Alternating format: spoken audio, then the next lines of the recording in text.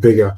Yeah, look, the whole Conor Gallagher thing for me is fake news. Do you get me? I think it's a distraction technique for my club because actually I think Tottenham have already identified the player or the midfielder. We will find out probably during the Euros. But Conor Gallagher, I agree with Al, man, is definitely not the guy. Could you imagine a starting 11 of potentially Gallagher and Timo Werner? Are we championship fodder?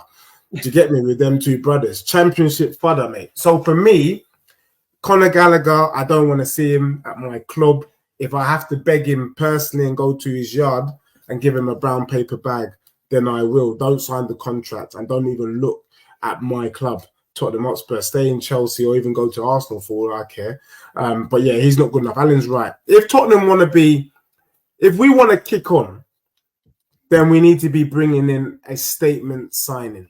Someone that can hit the ground running and make a difference to our team. Conor Gallagher is a long-distance runner. And that's about it. And you can get a long-distance runner anywhere. Do you know what I'm saying? Don't need to be at my club to do that. Yeah, he's a who you're not interested in that you're linked to. Yeah, so for me, there's three potentials that I think can work and improve our squad, definitely. I think Eze, for me, is a big one. If we could get Eze over the line, I think that is the statement signing that we're looking for. And also, for me, that's the successor to Son. Because Son's going to be 33 this season. And we love Son. But one of the things Tottenham are really poor at doing, we saw it this season, is preparing the next in line. You don't know that Kane was going to leave. And we had no replacement ready in the wings. Let's not make that mistake again. So Eze would be perfect. We've been linked with Isak. Funny enough. And I actually said when Newcastle brought him in that there's a strike. I would think Isak could be a fantastic replacement to Kane. And the reason why I say there's not many decent strikers in world football. And people ask me why I wouldn't go for Newcastle don't want to sell. I know, but you said linked in it. You said hopeful, so linked. Dominic Solanke against my back line, Romero had him on his little thumb. You know, he had him on his little finger. You ain't going nowhere. Isak had Van de Ven on the floor. That's the level that we're looking at. Any striker that can put my centre-backs on the floor is welcome at my club any day. Or even Ivan Toney for 40 mil, I think is a steal. 40 mil for, I wouldn't pay 60 for him, but 40, we would be stupid not to go for him. And then quickly, the Atalanta number 6, Edison. What a player, mate.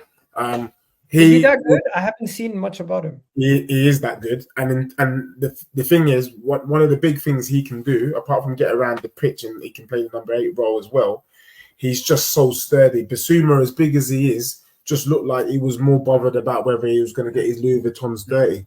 And to be honest, I don't want players who are playing in my club more worried about their trainers than what's going on the pitch. So for that reason, I would love to see Edison. Those are the sort of players that I'd be shaking my bum violently about if they came to my club.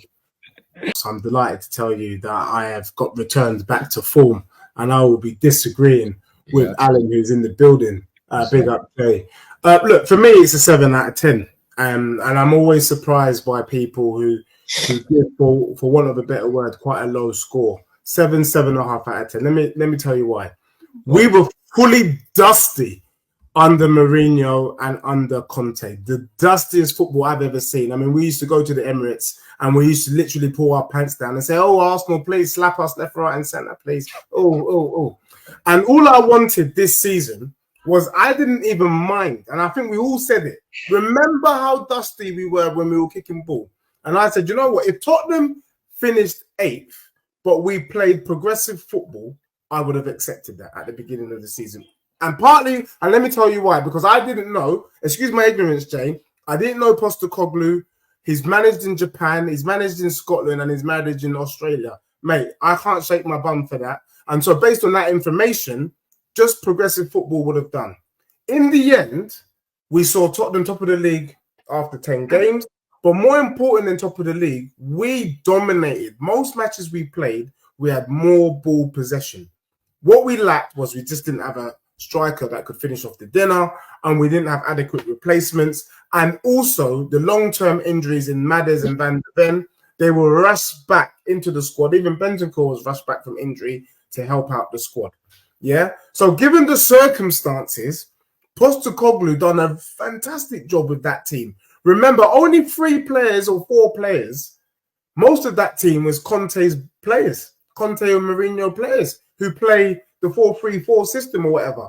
And to get a tune out of Pape Sarr, Basuma for a certain extent, Madders, even Richarlison hitting double figures, I think is to be respected. I think it was a respectable first season. And for any manager that's worth half their weight, if that was Klopp and he finished 5th, you wouldn't be calling for his head. If that, do you know what I mean? If that was Pep or even Unai Emery, you'd all be saying that's an acceptable season. So for that, and judging from that yardstick, it was aight.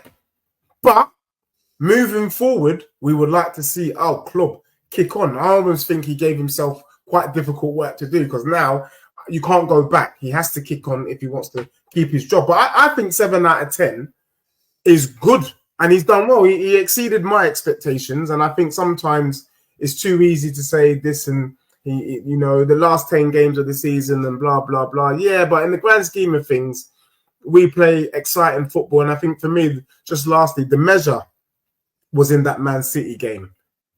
In that first half, Man City was legitly rattled.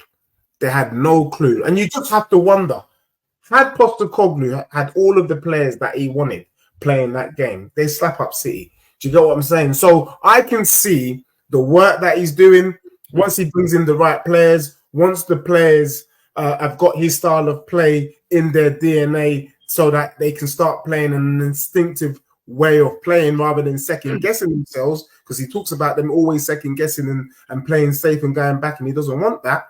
I think Spurs fans should be really optimistic and really excited at what's around the corner. So well done, Postecoglou. Great first season, 7 out of 10, and nothing lower than that in my opinion. 2 of them are garbage. I mean, look, I don't buy into this narrative that Levy won't back Postecoglou, and I'll explain. You know, in the last 4 years, let me just remind people of players that have come in. Yeah, Vicario's coming, the doggy's coming, Van de Ven's coming, Romero's coming, yeah, Basuma's coming, Pape Sarr's coming, Madison's coming, Richarlison's coming, Kulusevski's coming, Bentancur's coming. So in terms of bringing in players, we do bring in players. The issue has always been that sometimes we have the big players that we don't get backed.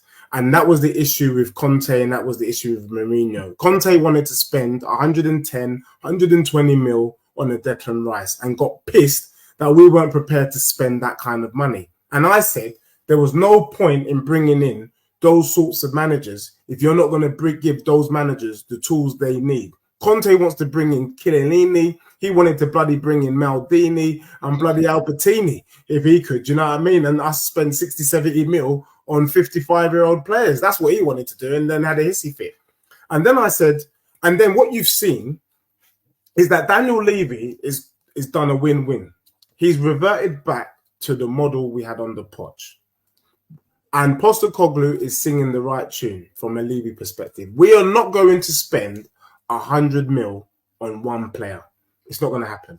But what we might do is spend 100 mil on 2 or 3 players.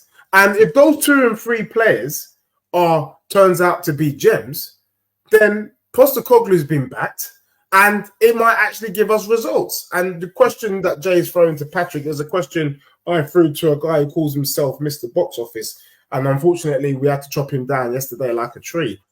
Were you happy with the signings that we got this season? Are you happy with Van de Ven? Yes, you are. Are you happy with Vicario? Yes, you are. And in the grand scheme of things, we know that Maddis fell off, but we are happy that Maddison is in the club. So let's not go down and say he's not going to back. The key thing is, are we going to get it right? You know, and what excites me about the fan base is sometimes I don't like reading stuff in the papers. I've stopped doing that. I start to read things on X. Lange has come out and said, we are going to be doing a lot of transfer business. There's going to be a lot of transfer activity at our club this season. And Fabrizio Romano confirmed about 2 or 3 weeks ago, there's going to be lots of coming and goings at Spurs. So that's backing in my...